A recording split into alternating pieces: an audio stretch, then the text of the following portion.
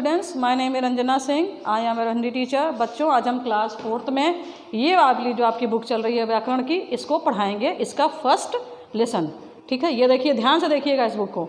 इसी बुक का हम लेसन फर्स्ट पढ़ाएंगे। लेसन फर्स्ट है भाषा और व्याकरण। ये देखिए, ये आपका लेसन फर्स्ट है। चलिए, ये आप लोग बच्चों पिक्चर देख रहे हैं, ये पिक्चर देख रहे हैं। इसमें क्या है, पिताजी अपनी बात माँ को कैसे समझा रहे हैं। बच्चों कैसे समझा रहे हैं, ये देखिए फ़ोन पे समझा रहे हैं। तो क्या होगा, बोलकर, मतलब ये बोलकर अपनी बात को माता जी को समझा रहे हैं। फिर है माता पिता की बात कैसे समझ रही है। बच्चों कौन बताएगा कैसे समझ रही है? यस, सुनकर समझ रही है। मतलब जो फ़ोन पे बात कर रहे हैं, माँ जी उसको सुन रही हैं और समझ रही हैं। रीमा पाठ को कैसे समझ रही है? पढ़कर। ठीक। वह प्रश्नों के उत्तर कैसे दे रही है? लिखकर। गगन टीवी पर आ रहे कार्यक्रम को कैसे समझ रहा है? देखकर। आप लोग जो टीवी पे कार्यक्रम आते हैं उसको आप लोग कैसे करते हैं, कैसे पढ़ते हैं बच्चों, कैसे देखते हैं, कैसे समझते हैं? देखकर समझते हैं। ठीक है बच्चों, भाषा के अलग अलग रूप होते हैं, बोलना, सुनना, लिखना तथा पढ़ना। ये 4 जो है भाषा के अलग अलग रूप होते हैं। कौन कौन से? बोलना, सुनना, लिखना तथा पढ़ना। चलिए बच्चों, आप लोग जानते हैं कि अगर भाषा न होती तो हम दूसरों को अपनी बातें न समझा पाते। बातों को समझाने के लिए ही भाषा बनाई गई। चलिए, अब हम आपको इसकी डिफिनीशन बताते हैं कि भाषा की डिफिनीशन है क्या। एक दूसरे तक अपनी बात पहुंचाने का साधन भाषा कहलाता है। ठीक है बच्चों, एक दूसरे तक अपनी बात पहुंचाने का साधन भाषा कहलाता है। यह है आपकी भाषा की डिफिनीशन। ठीक। भाषा के कितने रूप होते हैं? 2 रूप होते हैं। कौन कौन से? मौखिक भाषा और लिखित भाषा। बच्चों, मौखिक भाषा वो होती है जब हम बोलकर अपने, मौखिक मतलब होता है बच्चों बोलना। ठीक। जब हम बोलकर अपनी बात एक दूसरे तक पहुंचाते हैं तो वो होती है मौखिक भाषा। मौखिक भाषा भाषा का पहला रूप है। ठीक है, लिखित भाषा तो बाद में आती है। इसके बाद है लिखित भाषा। लिखित भाषा मतलब होता है लिखना। ये देखिए, हमने बोर्ड पे लिखा है, ये आपका लिखित भाषा है। बोर्ड पे हम जो भी लिख के समझाएंगे वो आपका लिखित भाषा होगा। तो लिखित भाषा क्या होती है? जब हम लिख कर अपनी बातों को दूसरों तक पहुंचाते हैं। ठीक है बच्चों, वही हमारी लिखित भाषा होती है। हमने आपको पहले ही बताया कि भाषा के 4 कौशल होते हैं, सुनना, बोलना, पढ़ना तथा लिखना, जिसमें से सुनना और बोलना बच्चों वो मौखिक भाषा के अंतर्गत आता है, और पढ़ना और लिखना किसके अंतर्गत आता है? यस, लिखित भाषा के अंतर्गत आता है। बच्चों, संसार में, ये जो संसार, इसमें बहुत सी भाषाएं बोली जाती हैं। अलग अलग देशों में अलग अलग भाषाएं बोली जाती हैं। जैसे भारत है, भारत में ज़्यादातर हिंदी बोली जाती है, लेकिन अलग अलग राज्यों में अलग अलग भाषाएं बोली जाती हैं। जैसे गुजरात में गुजराती, राजस्थान में राजस्थानी, महाराष्ट्र में मराठी, तमिल में तमिलनाडु में तमिल, केरल में मलयालम। इस तरीके से बहुत सी भाषाएं अलग अलग राज्यों में बोली जाती हैं। उसी तरह संसार में भी अलग अलग देशों में अलग अलग भाषाएं बोली जाती हैं। जैसे फ्रांस में अगर हम जाएंगे तो वहाँ पे फ्रेंच बोलेंगे, स्पेन में जाएंगे तो हम स्पेनिश बोलेंगे, इंग्लैंड में जाएंगे तो हम इंग्लिश बोलेंगे, जापान में जाएंगे तो हम जापानी बोलेंगे, चीन में जाएंगे तो हम चीनी बोलेंगे। मतलब वहाँ की भाषा क्या है? चीनी है। इस तरीके से अलग अलग देशों में अलग अलग भाषाएँ बोली जाती हैं। बच्चों, अब आइए लिपि। लिपि क्या होती है? भाषा को लिखने के लिए निर्धारित चिन्ह को हम लिपि कहते हैं। समझ में आया? जब भाषा को लिखा जाता है उसमें कुछ चिन्ह होते हैं, उन्हीं निर्धारित चिन्हों को हम क्या कहते हैं? लिपि कहते हैं। जैसे हिंदी, गुजराती, मराठी की लिपि क्या है बच्चों? आप लोग अब तक तो जान गए होंगे। क्या है? देवनागरी।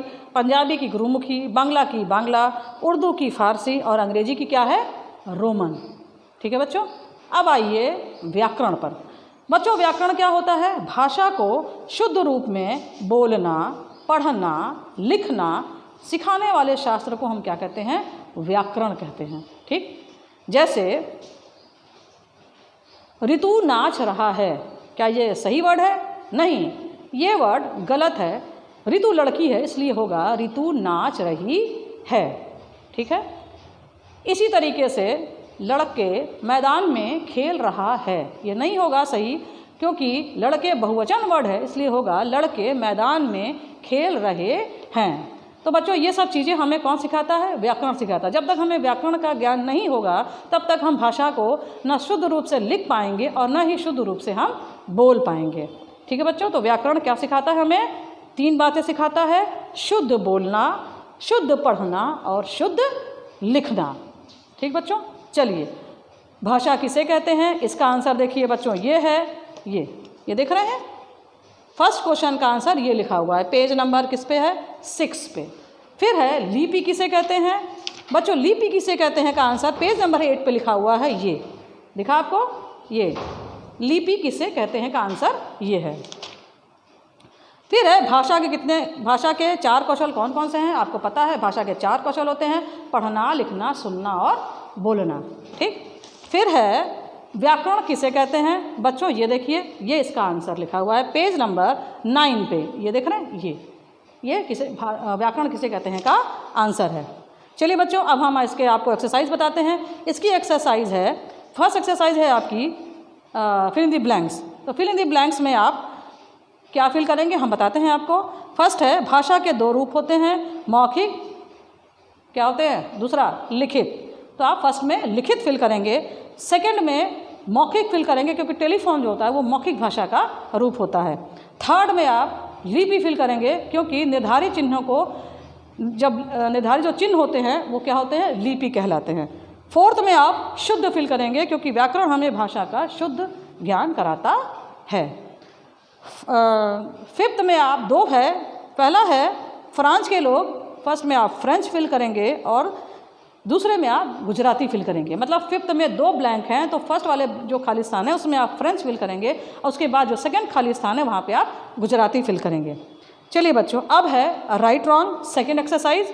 फर्स्ट आपका रॉन्ग होगा क्योंकि उर्दू भाषा की लिपि जो है फारसी है ना कि देवनागरी। हमारी राजभाषा हिंदी है, ये राइट होगा।